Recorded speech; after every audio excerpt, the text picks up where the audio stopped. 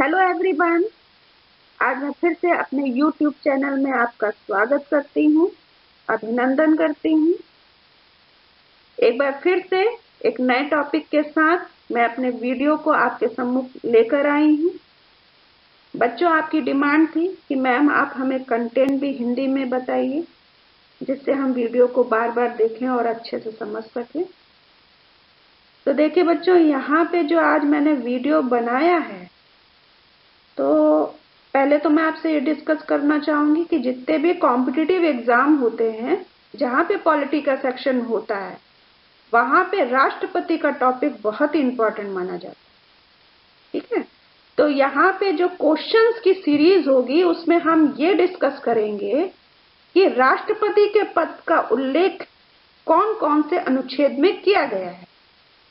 ठीक है, जिससे अगर आपने इस टॉपिक को पढ़ा होगा तो आपका रिवीजन हो जाएगा, और जिन्होंने नहीं पढ़ा होगा तो उन्हें अनुच्छेद को याद करने में थोड़ी मदद मिलेगी। ठीक है, तो चलिए हम स्टार्ट करते हैं अपने टॉपिक को। क्वेश्चन है, भारत का एक राष्ट्रपति होगा, भारतीय संविधान का कौन सा अनुच्छेद कहता है? अनुच्छेद 52, 55, 60 या इनमें से कोई नहीं? देखिए, सबसे पहले अगर हम राष्ट्रपति की बात करें, भारत का राष्ट्रपति देश का प्रथम नागरिक होता है, जिसका जो डिस्कशन है वो अनुच्छेद 52 में किया गया।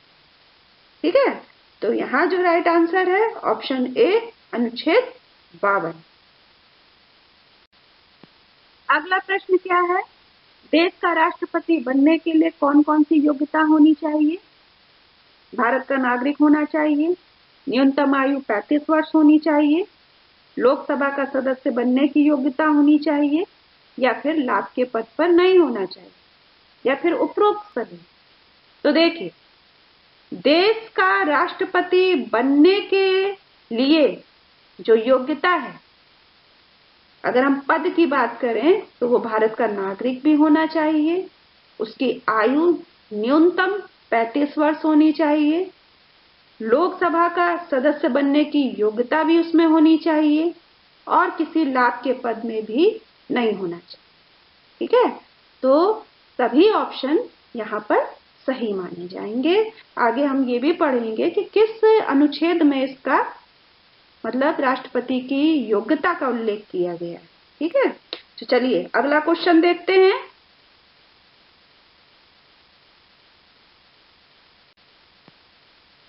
अगला क्वेश्चन है, केंद्र सरकार या अन्य सरकार का सदस्य बनने के लिए लाभ का पद नहीं होना चाहिए। यह किस अनुच्छेद से संबंधित है? अनुच्छेद 58 से, 55 से, 60 से या 61? यहाँ जो राइट आंसर होगा वो होगा ऑप्शन ए, अनुच्छेद 58। राष्ट्रपति, उपराष्ट्रपति, केंद्र सरकार या अन्य सरकार का सदस्य बनने के लिए लाभ पद पर नहीं होना चाहिए। ठीक है, देखिए राष्ट्रपति का जो चुनाव होता है उसमें जनता प्रत्यक्ष रूप से भाग नहीं कर सकती है, बल्कि अप्रत्यक्ष रूप से राष्ट्रपति का चुनाव किया जाए। यहाँ जो राइट आंसर होगा वो होगा ऑप्शन ए, अनुच्छेद 58।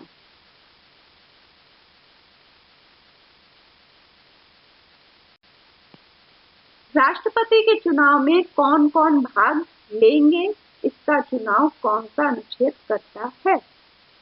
तो देखिए, यहाँ जो राइट आंसर है वो मैं आपको बता दूं, अनुच्छेद 54।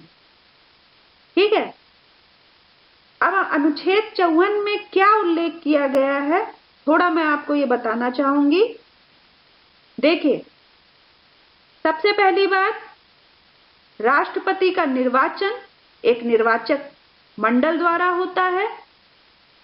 दूसरी बात, राष्ट्रपति के निर्वाचक मंडल में संसद के दोनों सदनों, राज्यसभा एवं लोकसभा के निर्वाचित सदस्य और राज्य विधानसभाओं के निर्वाचित सदस्य शामिल होते हैं।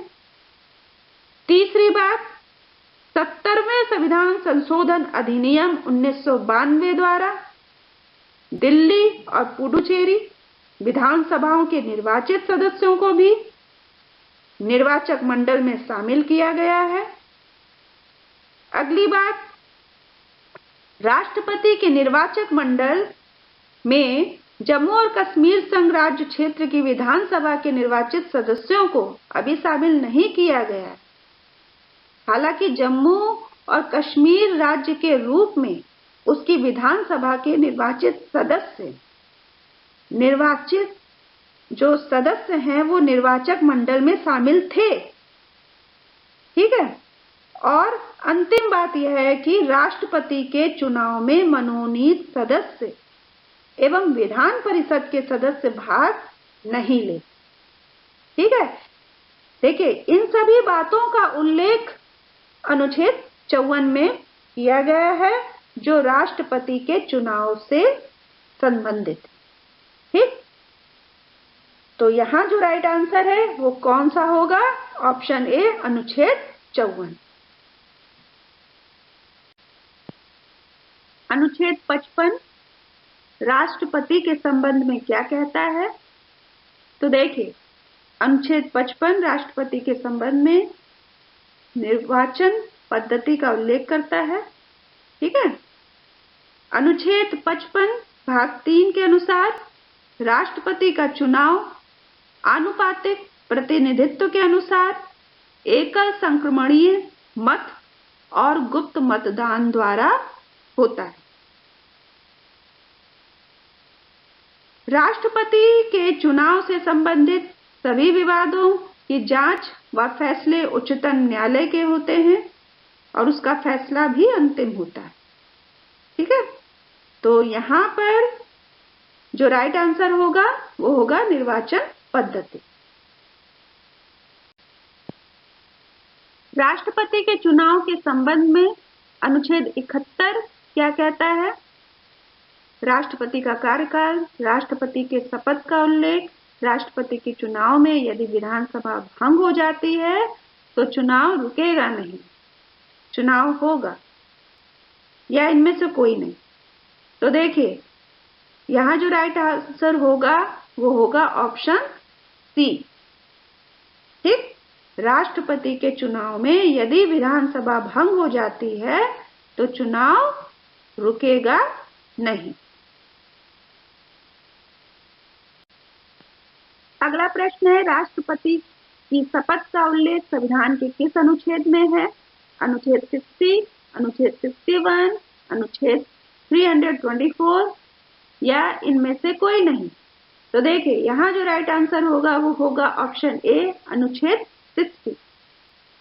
देखिए, अनुच्छेद 60 में राष्ट्रपति द्वारा शपथ या प्रतिज्ञान का प्रारूप वर्णित है। भारत के राष्ट्रपति को शपथ भारत का मुख्य न्यायाधीश या उसकी अनुपस्थिति में उच्चतम न्यायालय का उपलब्ध वरिष्ठ न्यायाधीश दिलाता है। ठीक है। तो यहाँ जो राइट आंसर होगा वो क्या होगा? अनुच्छेद 60। राष्ट्रपति के कार्यकाल का उल्लेख किस अनुच्छेद में? अनुच्छेद 54 में, अनुच्छेद 56 में, अनुच्छेद 52 में या फिर उपरोक्त सभी में? तो देखिए, अनुच्छेद 56 में राष्ट्रपति के कार्यकाल का उल्लेख किया गया है। अनुच्छेद 56 के अनुसार भारत का राष्ट्रपति अपना त्यागपत्र उपराष्ट्रपति को संबोधित करके देता है। उपराष्ट्रपति इसकी सूचना लोकसभा अध्यक्ष को तुरंत देता है। ठीक है। तो देखिए, अनुच्छेद 56 में राष्ट्रपति के कार्यकाल का उल्लेख किया गया। अगला प्रश्न है, कोई भी व्यक्ति राष्ट्रपति के पद के लिए बार बार निर्वाचित हो सकता है, यह किस अनुच्छेद में? अनुच्छेद 57 में, अनुच्छेद 65 में, अनुच्छेद 53 में या उपरोक्त सभी में? तो देखिए, अनुच्छेद 57 में इसका उल्लेख है। अनुच्छेद 57 राष्ट्रपति के पद के लिए किसी व्यक्ति के पुनः निर्वाचन की पात्रता निर्धारित करता है। ठीक है। कोई भी व्यक्ति राष्ट्रपति पद के लिए बार बार निर्वाचित हो सकता है, इसका उल्लेख अनुच्छेद 57 में है। अनुच्छेद 65 राष्ट्रपति के संबंध में क्या कहता है? अनुच्छेद 65 राष्ट्रपति के संबंध में कहता है कि राष्ट्रपति का पद रिक्त होने पर उपराष्ट्रपति राष्ट्रपति के पद का कार्य करें। ठीक है, तो यहां जो राइट आंसर क्या है? Option A. राष्ट्रपति के विशेषाधिकार का उल्लेख किस अनुच्छेद में है? अनुच्छेद 361 में, अनुच्छेद 123 में, अनुच्छेद 111 में, अनुच्छेद 324 में। तो देखिए, राष्ट्रपति के विशेषाधिकार का उल्लेख अनुच्छेद 361 में।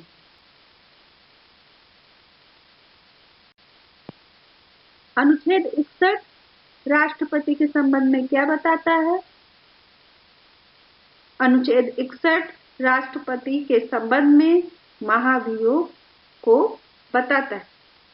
ठीक है, देखिए, अनुच्छेद 61 में राष्ट्रपति पर महाभियोग की प्रक्रिया का उल्लेख किया गया। ठीक है, संघ सरकार की कार्यपालिका संबंधित शक्तियां राष्ट्रपति के पास होंगी।